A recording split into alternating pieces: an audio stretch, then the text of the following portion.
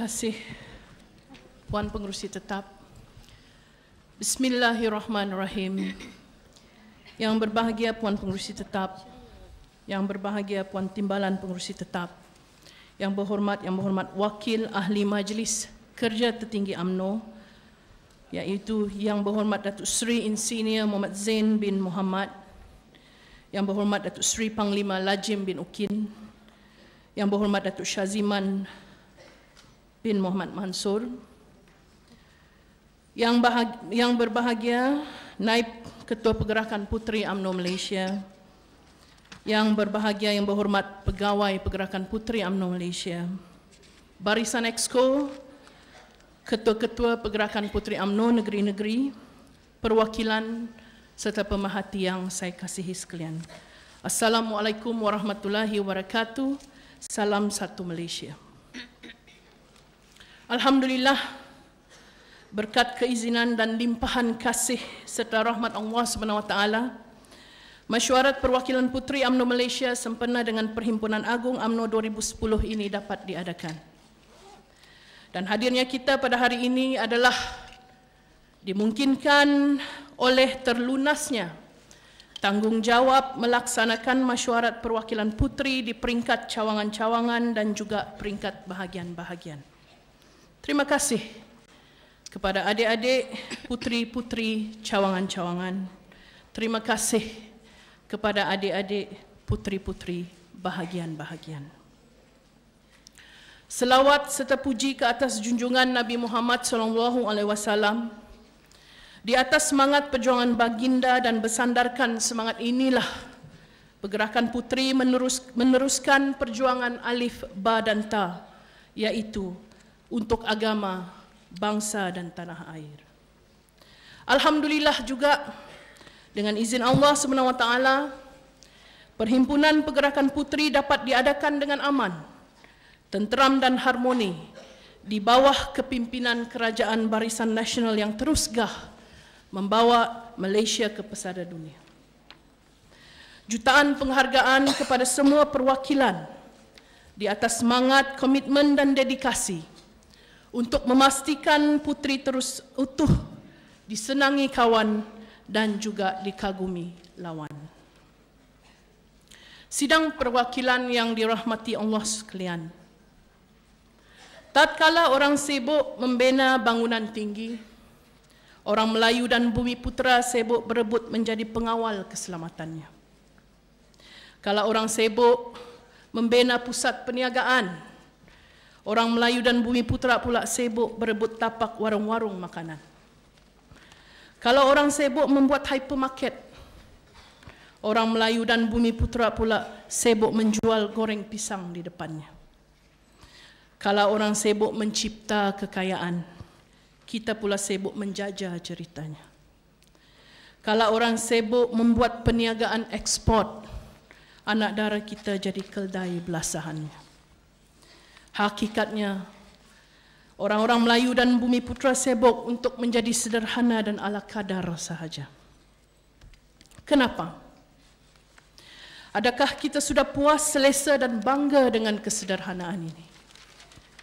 Sehubungan itu, saya akan bercakap pada hari ini kepada semua yang hadir tentang bagaimana kita boleh berubah daripada kesederhanaan kepada kiasu bertempat. Saya akan bercakap tentang peranan generasi muda yang seharusnya membina bangsa Melayu dan Bumi Putera yang berkualiti, serta berkeupayaan menjutawankan ataupun memperkasakan Melayu dan Bumi Putera, sama ada dari sudut ekonomi, pendidikan dan juga gaya hidup. Jadi apa yang kita perlukan? Tak tumbuh, tak melata. Tak sungguh, orang tak kata. Berdiri kita berjuang dalam bicara agar puteri bangkit dan peka. Untuk hari ini, kita berdiri di sini mewakili seluruh tenaga wanita muda se-Malaysia untuk menyatakan pendirian dan pemikiran kita selaku generasi yang akan mencorak masa depan negara. Kita akan membawa suara Pergerakan Puteri UMNO Malaysia kerana pada hari ini Puteri dilihat sebagai tunggak dalam merencana program dan aktiviti generasi muda. Sidang perwakilan sekalian, selaku ketua kepada pergerakan yang kita kasihi ini, saya tidak malu dan tidak gentar untuk menyatakan bahawa Puteri hingga ke hari ini telah berjaya melaksanakan 10 program dalam masa tempoh setahun. Semua aspek telah cuba kita sentuh. Daripada isu pembuangan bayi dengan program Life is Precious, kempen benteras ragut dan rogol untuk golongan wanita, program Jejak Ramadan bagi mereka yang kurang bernasib baik, dialog bersama NGO dan profesional muda bagi golongan muda, sinar kasih untuk memberi rawatan kesihatan kepada mereka yang tidak berkemampuan, dan bermacam-macam lagi. Saya percaya setiap program yang dilaksanakan selain bertujuan merapatkan barisan pergerakan kita, ianya sebenarnya menjadi sebahagian proses untuk menghidupkan transformasi dalam UMNO seperti yang ditegaskan oleh Presiden yang kita sayangi semasa Perhimpunan Agung UMNO tahun lepas. Ada yang bertanya, adakah Puteri telah berjaya melaksanakan transformasi? Jawapannya, transformasi sebenarnya telah pun bermula. Malah perkembangannya amat memberansangkan walaupun belum menyeluruh. Pelbagai program telah digerakkan oleh ahli-ahli Puteri menerusi biro masing-masing selaras dengan seruan transformasi. Kerja keras ini sekaligus mampu menidakkan segala tuduhan yang telah dilemparkan kepada pergerakan Puteri. Segala usaha kita bertujuan merealisasikan falsafah pembentukan parti yang kita sayangi, iaitu untuk membela bangsa yang kini berhadapan dengan pelbagai cabaran, terutama dari sudut keseimbangan politik, perkembangan sosial dan juga ekonomi semasa. Sidang perwakilan yang saya kasihi sekalian, dalam kita menahoda bahtera perjuangan, kedengaran suara-suara meminta pergerakan Puteri UMNO dibubarkan. Mengapa timbul cakap-cakap sedemikian rupa? Tentulah ada sebabnya. Adakah kerana ada yang melihat kita tidak sepenuh hati berjuang untuk parti? Atau mungkin juga faktor dalaman yang membuatkan kita kelihatan rapuh? Saya ingin mengingatkan adik-adik dan diri saya sendiri.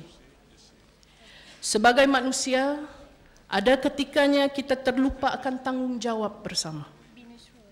Mungkin ada di kalangan kita yang terleka untuk menjaga kepercayaan serta mempertahankan amanah yang telah diletakkan di atas bahu Puteri.